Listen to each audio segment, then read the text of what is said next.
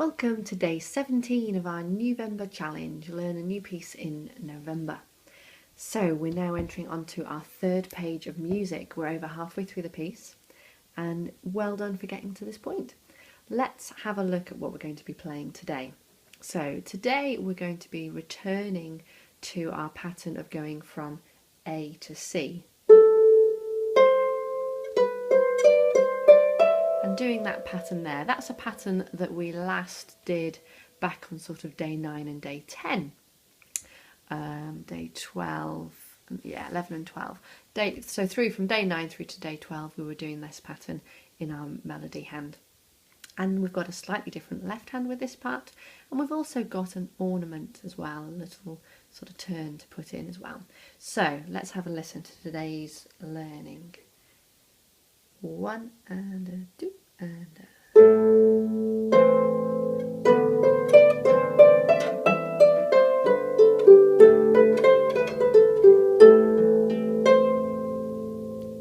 Okay, so you'll heard in that last bar, or that penultimate bar there, how we had that little turn, and we'll deal with that shortly. So the right hand is mostly doing the same sort of thing otherwise that we've been used to. 3 in a row. Swapping a finger on that double E at the top.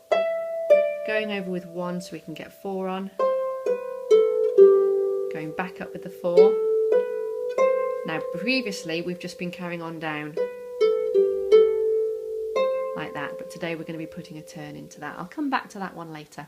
So let's have a look at what our left hand is doing in this. So it starts with very low A near the base of your harp, and then we're going to a C and an E. That's middle C with our thumb, and our third finger is going to go on the E because it's a bigger stretch.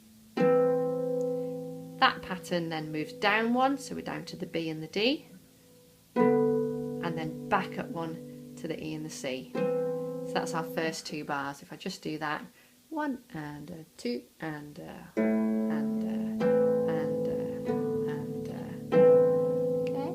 Then in that third bar we've got 2 individual notes and they've got the little cross above them. So that means that we play them with an open hand and we're playing them with our thumb. And then as we go for the next one, our hand is able to go back on and damp the one that's just played.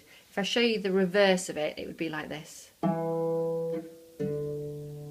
That's me doing it with my right hand. It's not something we normally do with our right hand, so it feels a bit uncomfortable, but it just lets you see it on your camera there.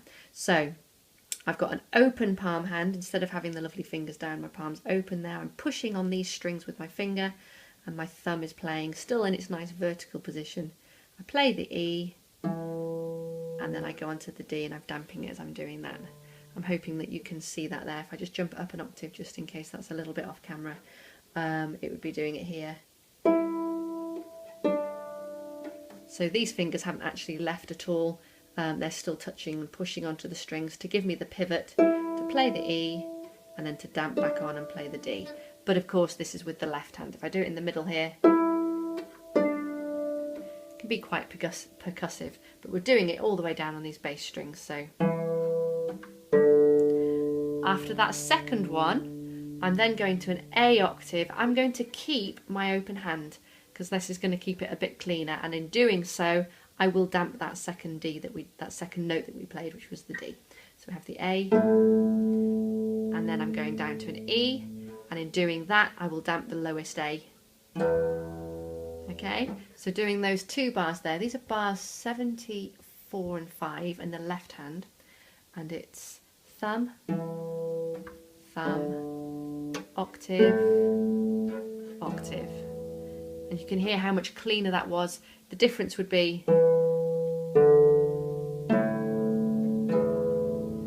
and you can hear how much is sort of reverberating there. So this keeps it much cleaner.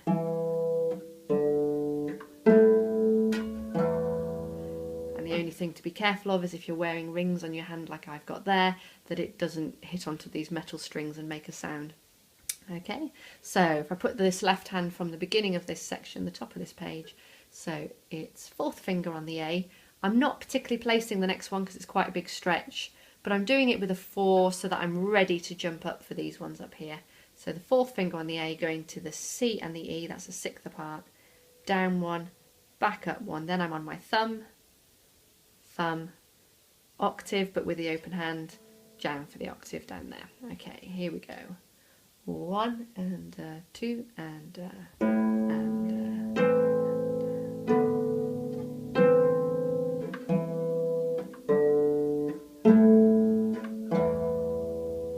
excellent. And then the only thing to add on there then is this last bar, and this is one of those crossovers bars where it's sort of the end of this phrase and the beginning of the next. And in this bar, the left hand is doing an A at the bass, finger 2 on the E, and the thumb's coming up for the C. If you can reach that, that's great. If you're struggling to reach that, or if you find that you're catching the next string with your 4th finger because you haven't managed to get enough bend on it, then you can have the 4 and the 2 on with your thumb up ready, and as soon as you play the 4, you can hop onto the C. So you've got that option of doing a hop, or if you can reach it and still do a clean 4th finger with a nice bend, then you can go. Okay, so let's put that together with the top hand. I'll leave out the ornament just for this moment because that's what we'll go on to next. So 1 and 2 and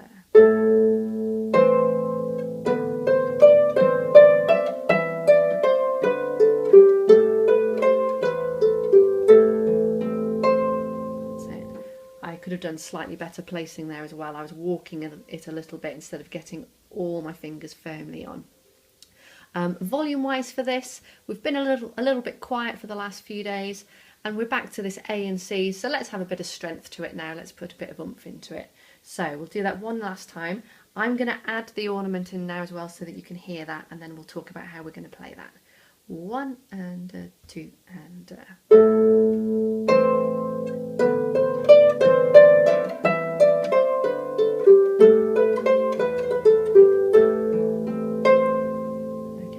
So we're going to look at this ornament now, and we have to be careful that it doesn't add any extra time to the bar. I have had to practice this very hard before I started this teaching lesson, and even there I almost lengthened that bar slightly, so that's the one to be really careful of. So these are 2 grace notes, and being grace notes, they steal from the previous note effectively, so the next note still needs to be on the bar. So I'm starting here on bar 75, and the right hand has got the 3 notes going up. In fact, from the previous bar we've got the G, the finger 4, so this is the upbeat into 75, or that quaver going in. So then we go back on with the 2 and get our thumb back on, and then we're going to get all 4 on like that. Then there's options as to whether you place into the next bar, which would probably be a 3 to a 1, or you can come off, so long as you're going to land comfortably on that next bar. So how do we get the timing feeling right on this bar so that we have these grace notes fitting beautifully in but not making the bar feel any longer? And what I found with my practice, and you might have different ideas, and by all means do comment about those and we can share those, but what I found for me is that if I get the idea of the actual quaver beat itself, so doing a little bit going round of just the bar itself without the grace notes,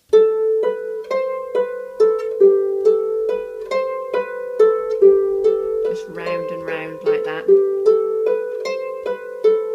and in doing that I get very firmly the feeling of the moving back down from the B to the A, and where that A that actually in the music comes after the grace notes, but where that has to actually be.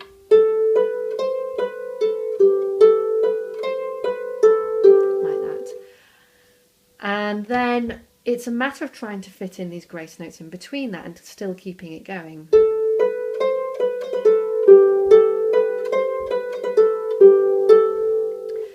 And it's all very well saying that, but it's really putting that into practice. So the thing to do would be to slow it right down, and again to get the feel of the beat first.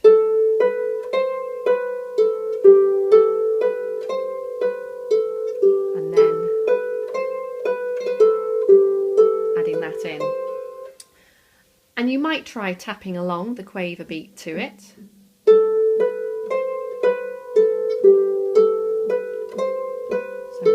Grace notes in.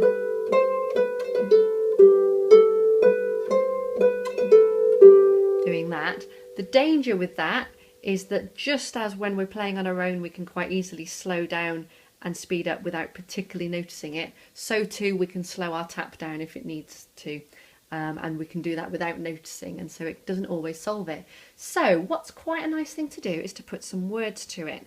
And I was playing around with some different ideas on this, and what I realised was, for me at least, and again, comment if you found this different, is that it was better for me to just put words to the steady beat, and then I would be more easily able to fit the grace notes in without it impacting on it.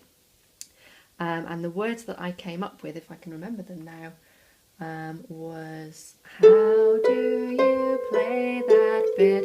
How do you play that bit? And so I'm going to sing that along, and then I'll add the grace notes in without slowing down and without pausing before the word that. How do you play that bit? But there'll be grace notes in. So we'll try that. I'll do it a couple of times without the grace notes, and then I'm going to put the grace notes in. How do you play that bit? How do you play that bit? How do you play that bit? How do you play that bit? How do you play that bit? And so on. And in doing that, I would much more notice if I was pausing before the word that.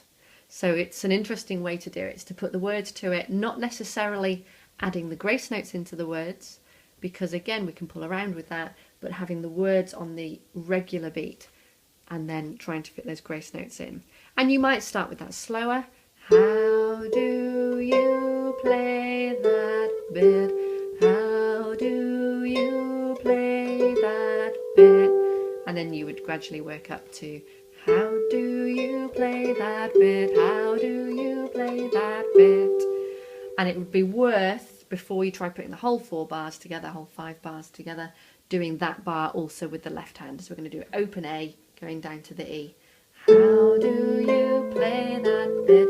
How do you play that bit? How do you play that bit? How do you play that bit?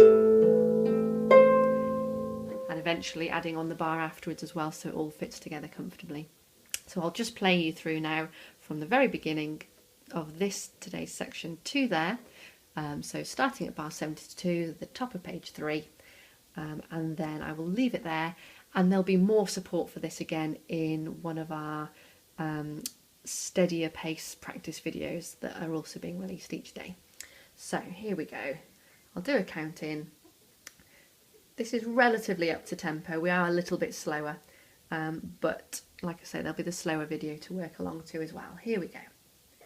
1 and 2 and